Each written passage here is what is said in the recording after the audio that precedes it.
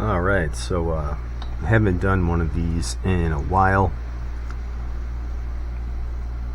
And this is just a test stream. So this will be private on YouTube. It's getting pretty late here. I just want to flex my muscles, my dry muscles, for my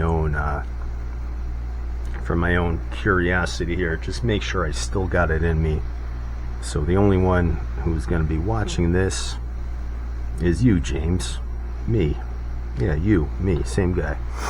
So we are no longer doing every country's flag. That project wrapped up. Now we are going to be doing every American president. And unlike the flags, which I guess there's really no way to do those in order, right? Unless you kind of go like border to border, grouping by continent across the world. But you know me, I'm too schizophrenic and ADD for that, so it didn't work for that project, but it's going to work for this one. So we're going to be doing every president in order, and of course we have to start with the first, which many would say is the best, and I don't know if I would agree with that, but I wouldn't make too much of an argument against it. I love George Washington. That is who we're doing, by the way. We are doing George Washington. I know I didn't mention that yet. So if I have non-American viewers here, hopefully everybody in America knows that, like the back of their hand. But if you don't, yes, the very first president of the United States was George Washington.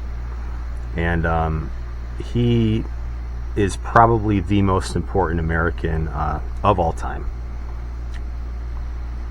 And I don't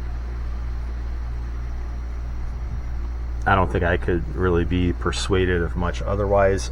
Obviously, everybody in the founding generation kind of brought their own sort of regional flavor to the new constitutional republic / nation, whatever you want to call it. I know there's don't want to get too much into semantics here with that kind of stuff, but you know what I'm talking about.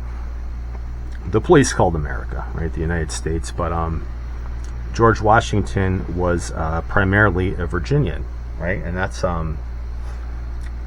something that's not really understood as much for pretty much anybody probably born like from the Ellis Island generation forward, maybe even going back to like the Civil War and Reconstruction. And we'll get to that, much later on in this series. But concentrating on our boy George here first. Yeah, he was born in Virginia, and Virginia gave us some of the greatest minds in American politics, right? The first few presidents, everybody from Washington to James Monroe, with the exception of John Adams, they were all Virginians, right? So the Virginia dynasty, kind of like from the Cavalier class of the migrants that came from Britain. And if you want to know more about how the different areas of Britain affected different areas of American settlement, I recommend a book by David Hackett Fisher.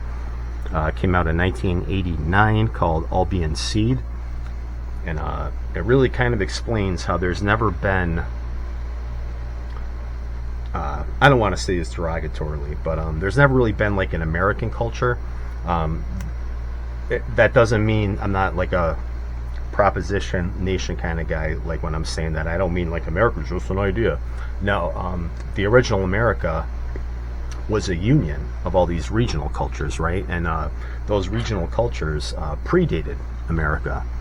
Right, so Washington was of that Cavalier Virginian class, and they had a very strong sort of proclivity towards authority and class.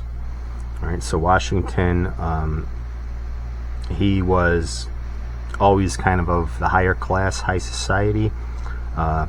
Wasn't afraid to get his hands dirty, though, as you can kind of see from like his military career. And he definitely had a commanding presence to him. I always say this about George Washington, and you can kind of, I know that this might sound kind of like quaint or like crass, but you always hear like rock stars and like professional wrestlers talk about how, if you walk into an airport and nobody knows who you are, but they still look at you and say like, I don't know who that guy is, but he's somebody, right? Because you just have that kind of commanding presence about you, that kind of physical charisma without even saying anything. George Washington had that, right? So you didn't even have to know who George Washington was, but he just had kind of such a strong sort of a stoic vibe to him that just being in his presence kind of made you listen to him. And he wasn't a talker, right? He wasn't like a Patrick Henry, somebody to give kind of like long speeches, or nothing against long speeches, right? For all you eloquent types out there, I guess of which I am not. But Washington got to the point, right? He was somewhat of a stoic and didn't mince words, and expected nothing but professionalism and class for the people that worked for him, or like the people who served under him, whether that was like on his plantation or his soldiers. Washington was a leader, and he suffered no fools, as the old saying goes, right? So he was born in Virginia, again in 1732. Virginia probably wasn't as populated as some of the other areas in America, and kind of a big reason for that was just due to the climate. You got to remember, we're talking about the 18th century here. So like the Plymouth colonies and a lot of colonies in New England, they had kind of like longer lifespans just due to like the cold season and disease not being as prevalent. But Washington, D.C., today you always kind of hear of it as the swamp, and that's kind of what it was built on. And, sort of back then, a lot of problems with mosquitoes, malaria, things like that. There was a lot of disease in that part of the world. And death was always around the corner, right? And it wasn't just from disease, it was also from the kind of untamed wilderness, right? Like the Indian tribes. So they were always under threat of assault from the Indians. But Washington was a Virginia man. He lived a Virginia man. He died a Virginia man. He actually never left the country until he went to go see his sick brother in Barbados. And Barbados, go watch my Barbados episode, right? James draws everything, every country's flag. They're a country now. They were a Virginia, a British Commonwealth territory back then. So it wasn't really like he left the country.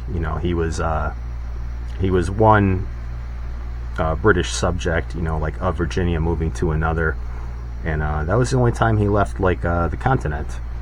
And his brother was very sick at the time, so he went down there to, kind of help him convalesce, and came back, after his brother died, and inherited his estate,